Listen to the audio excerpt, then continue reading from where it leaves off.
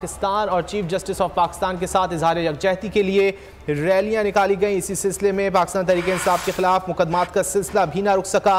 अदलिया से इजहार यकजहती पर तहरीक इंसाफ की गुज़िश्ता रोज़ रैली निकालने पर असद उमर और राजा खुर्रम नवाज समेत 180 कारकुनान के खिलाफ मुकदमा दर्ज किया गया। तफसीलात जान लेते हैं एहतिशाम अली अब्बासी से। एहतिशाम, क्या तफसीलात हैं?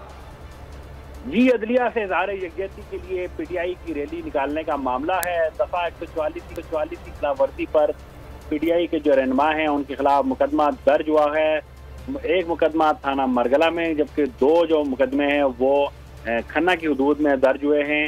मुकदमे में असद उमर, राजा खुर्रम नवाज, अली अवान समेत 180 जो लोग हैं उनको नामजद किया गया है। कानून की खिलाफवर्जी पर 38 शुरका को मौके पर गिरफ्तार किया गया था, जिनमें से जो औरतें थी रात को उनको जो है जाती जो है श्योरिटी पे उनको छोड़ दिया गया था, लेकिन बाकी जो लोग हैं वो उनको कुछ देर बाद जो है अदालत में पेश किया जाएगा। मैं वाज़ह करते चलूँ कि पाकिस्तान तहरीक इंसाफ की जानिब से अदलिया के हक के लिए रैली निकाली गई थी और दफ़ा 144 का जो नफाज है वो इस्लामाबाद में पहले ही कर दिया गया था। और जैसे ही ये लोग सड़क पर निकले तो इस्लामाबाद पुलिस की जानिब से गिरफ्तारियां शुरू कर दी गई थी।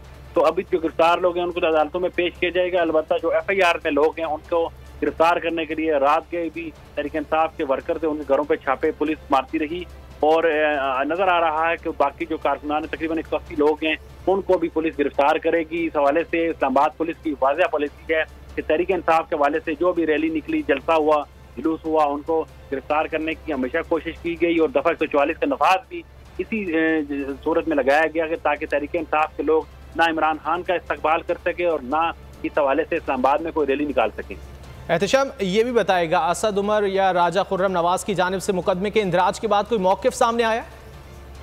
जी, अभी तक तो असद उमर की जानिब से कोई ऐसा मौक़िफ़ सामने नहीं आया, क्योंकि असद उमर जो है मुज़ाकरात में जो हुकूमत और पीटीआई के दरमियान मुज़ाकरात हो रहे थे, मेन जो क़यादत है वो असद उमर ही है और असद उमर जो है जाते थे तो मुज़ाकरात का जो सिलसिला है वो भी सुप्रीम कोर्ट में ख़त्म हो गया था कि वहाँ पे कह दिया गया था कि अब मुज़ाकरात नहीं होंगे, क्योंकि इससे कबल जो है पाकिस्तान तहरीक इंसाफ के लोगों को जब इमरान खान आए तो गिरफ्तार किया गया था। तो असद उमर की तरफ से वाज़ह तौर पर यह कहा गया था कि अगर ये मेरे कारकुनान को नहीं छोड़ेंगे तो हम मुज़ाकरात में नहीं बैठेंगे। और हमने देखा कि इस्लामाबाद पुलिस ने वो प्रेशर बर्दाश्त ना कर सकी, हुकूमत प्रेशर बर्दाश्त ना कर सकी और उन्होंने वो कारकुनान उसी दिन छोड़ दिए थे। लेकिन आज जो गुज़श्ता रात को जो कारकुनान गिरफ्तार हुए रैली निकालने पर उनको नहीं छोड़ा गया और अभी जो है उनको ड्यूटी मजिस्ट्रेट है उनके सामने पेश करके पुलिस की जानिब से ये कहा गया कि रिमांड मांगा जाएगा।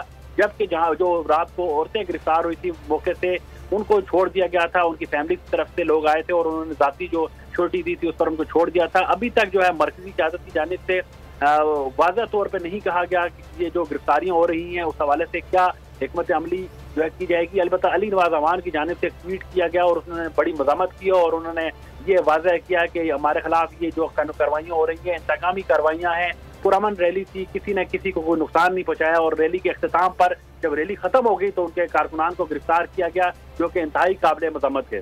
एहतिशाम, शुक्रिया इन तफसीलात के लिए। पाकिस्तान तहरीक इंसाफ के रहनुमाओं और कारकुनान के खिलाफ मुकदमों के इंदराज का सिलसिला थमने का नाम नहीं ले रहा है। अदलिया से इजहार यकजहती पर तहरीक इंसाफ की गुज़िश्ता रोज़ रैली निकालने पर रहनुमा तहरीक इंसाफ असद उमर और राजा खुर्रम नवाज समेत 180 कारकुनान के खिलाफ मुकदमा दर्ज कर लिया गया है। और सरगोदा से खबर शामिल करते हैं, जहां पर सालम इंटरचेंज के करीब कार पर मुसल्लह अफराद ने फायरिंग कर दी, जिसके नतीजे में 2